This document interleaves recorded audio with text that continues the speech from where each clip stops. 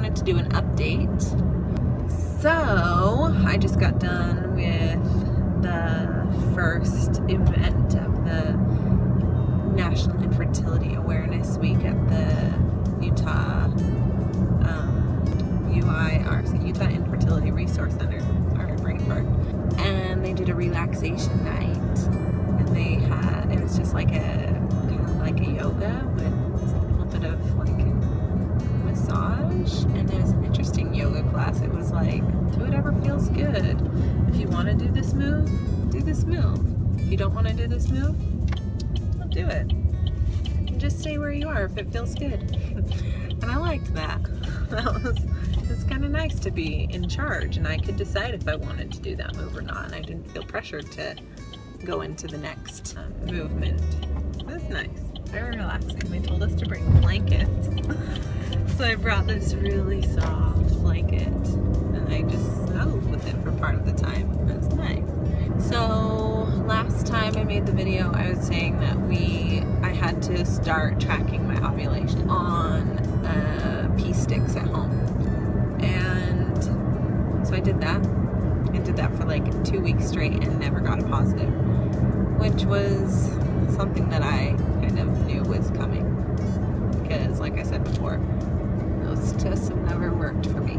But it was a new test that I had never, like a new brand that I had never used before, and the doctor really recommended it and said that it was really effective at finding ovulation for most women. So I said, I'll try it. And I'm kind of mad that I did, because I had the feeling that it was not going to work. So no little indication ever came. So today is my 22nd day of my cycle, and I should have ovulated probably like day 14, 15, or 16. So it's a little past due. So I had talked to the nurse at the fertility center doctor place, and they said, well, if you haven't gotten a smiley face by the 21st day, we want you to come in for blood work to see if you ovulated. So my smart little brain was thinking, I'm gonna have to pay $50 to do this blood work because my insurance doesn't cover it there. So I called my OBGYN and asked them if they could do the blood work, because it's the same test and my insurance would cover it. So I went and had that done today, and I got the results back just online. The nurse will probably call me tomorrow to tell me what it means, but I know what it means because I've had this done before. My number for progesterone was 4.3, which is not good. Previous months when I've tested the progesterone through my blood, I've had numbers like 10 or 7, and those are closer to the range that they say you've ovulated. So, and I had that testing done. The one with the 7 was like day 16, and the one with the 10 was day 21. So I should have at least 10 as my number this month, because it's that far into my cycle. So having it be lower than I've ever had it before, I am so confused.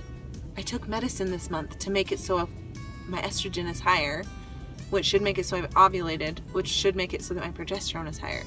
I'm so confused. So now, I don't know if I'm going to ovulate really late, or if this month I didn't ovulate at all. I don't know why the ovulation medicine would have the opposite effect. I don't know why it would make it so I don't ovulate.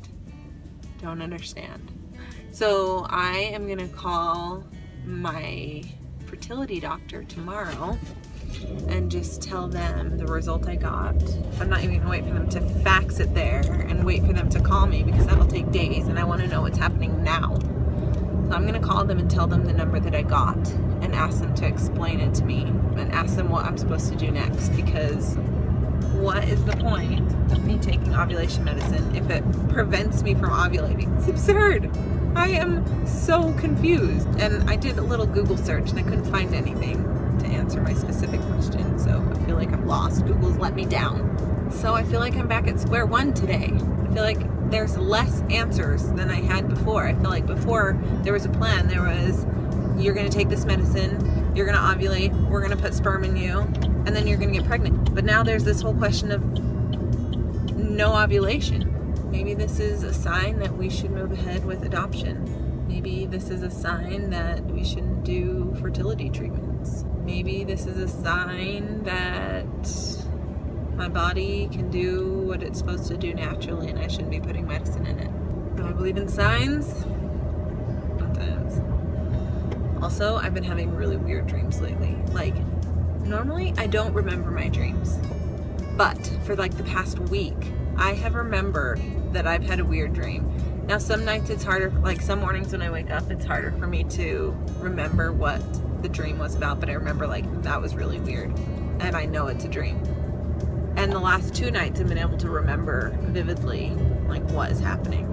Like one night I had this dream that I was at this like Christmas party in a church house, and it was storming really bad and raining, and it was starting to flood the outside, and I was trying to get everyone inside and safe, and then these like swamp monsters started coming out of the water and like taking people under with them, and there was like wooden porch leading up to the church, and there was a hole in it because the wood had gotten so weak and people had fallen down there, and then the like water creature monsters like were jumping out from underneath the ground and like snatching people and taking them in with them. Really creepy. And then last night I had a dream that I was in outer space, like in a different galaxy, and we had traveled there by spaceship and we were trying to rescue somebody. I was forgetting like all the equipment that I needed, and so we kept having to like stop the mission and go back and get the things that we needed, and I was really frantic and worried that the person we were trying to save was not, like we were gonna miss them. My brain is wild. It's trying to tell me something. What is that? What do those dreams mean? In both dreams, I'm trying to rescue someone. I'm trying to help somebody. Is my brain trying to rescue me? Is it trying to save me from something that I don't know? Like some evil, crazy thing that's gonna consume me or take over, take me away? My brain trying to save me from infertility treatments? Maybe so. Well, and then I get into the crazy thought of crazy vivid dreams mean you're pregnant, so maybe you're pregnant. But obviously that's not the case because I didn't ovulate, so I can let go of that dream and just wait for a stupid period to come. Anyways, back at square one. I don't know what I'm supposed to do now. Thought I had a plan. Thought I knew what the next step was going to be. Just don't know anymore. If any of you have had this problem as well, where you've taken an ovulation medicine, Clomid, Femara, Letrozole, whatever, you've taken it, and then you go in to test your progesterone to see if you've ovulated and you didn't ovulate. What did your doctors do? What did they say happened? What did you do differently the next cycle? Where do we go from here? So if any of you have had that problem, let me know. I'd love to chat. And you can tell me all about it. This whole week is Infertility Awareness Week, so I've been posting on Facebook. So a lot of you might know this about me now, that we've been struggling with infertility. So seriously, if you have any questions, you're curious about any of the treatments or diagnostics or how I'm feeling or what it's like, you can ask me. Sometimes I'm more emotional than others. Sometimes I might cry if you ask me questions. Just be prepared. Don't tell me it'll be okay. That's not very helpful for me. Really, all that you can do is say, I'm sorry.